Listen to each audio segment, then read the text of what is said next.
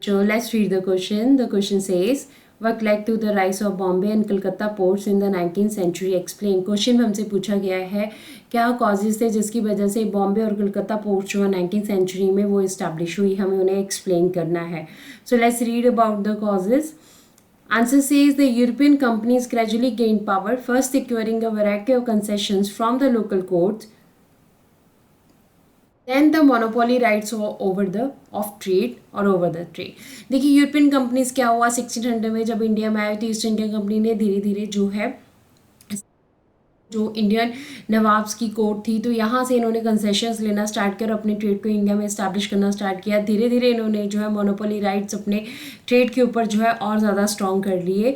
So this resulted in a decline of the old ports और Surat and Hooghly through which local merchants had operated. अब क्या हुआ, Surat and Hooghly जो है हमारे पास प्री कलोनियल पोर्ट्स थी, ओल्ड पोर्ट्स थी जहाँ पे एंशियंट टाइम से हमारे पास ट्रेड होता आ रहा था. सूरत गुजरात कोस्ट के ऊपर और हुगली जो है हमारे पास बंगाल में. तो इन दोनों पोर्ट्स के ऊपर जो है मैक्सिमम हमारा ट्रेड होता था. पर जब ब्रिटिशर्स आए इन्होंने अपनी मोनोपोली ट्रेड के ऊपर इस्टेब्लिश की, इनके पास काफ़ी ज़्यादा पॉलिटिकल राइट्स आ गए तो इंडिया के ये दोनों पोर्ट्स जो हैं इन्होंने भी डिक्लाइन होना, इनका जो है वो डिक्लाइन होना स्टार्ट हो गया. सो नेक्स्ट हमारे पास क्या है, exports from these ports fell dramatically, the credit that had finance the earlier trade began drying up. अब क्या था, एक्सपोर्ट जो इन पोर्ट्स के ऊपर से होता था, ट्रेड जो होता था वो सारा जो है धीरे नीचे आना स्टार्ट हो गया. फाइनेंस जो इन पोर्ट्स के ऊपर किया जाता था वो सारा जो है वो भी धीरे धीरे जो है ड्राइड अप होना स्टार्ट हो गया, मतलब ख़त्म होना स्टार्ट हो गया. लोकल बैंकर्स जो है स्लोली वेंट बैंकरप्ट. जो लोकल बैंकर्स थे वो क्या बैंकरप्ट होने शुरू हो गए, उनका दिवालिया निकलना स्टार्ट हो गया, उनके पास पैसे की कमी आनी शुरू हो गई.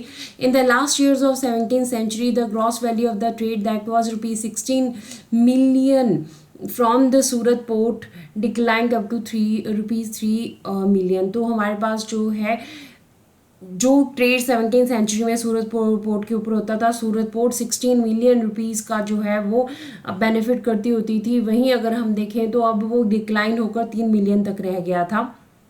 As Surat and Hooghly port decline, जैसे कहते सूरत और हुगली पोर्ट का जो है वो डिक्लाइन होना स्टार्ट हुआ, बॉम्बे एंड कलकत्ता पोर्ट जो है उनका जो एमर्ज होना स्टार्ट हो गया, क्योंकि बॉम्बे कलकत्ता दोनों जो है इंपॉर्टेंट प्लेसेस थे ब्रिटिशर्स के लिए.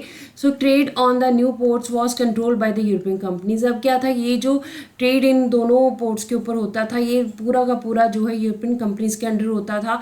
अब इससे क्या हुआ कि जितने भी ओल्ड ट्रेडिंग हाउसेज थे हमारे पास वो सारे कोलैप्स हो गए और इंडिया की जो पोर्ट थी सूरत एंड हुगली इनका डिक्लाइन हो गया. इंडिया का जो ट्रेड यहाँ से एंशियंट टाइम से चला आ रहा था वो डिक्लाइन हुआ और इस डिक्लाइन की वजह से बॉम्बे और कलकत्ता पोर्ट जो है अभी स्ट्रांग होने लगी और इंडिया का मैक्सिमम ट्रेड जो है इंपोर्ट एक्सपोर्ट वो बॉम्बे कलकत्ता से ही होने लगा. इस तरह से ब्रिटिशर्स की पावर इंडिया में और ज़्यादा बढ़ने लगी.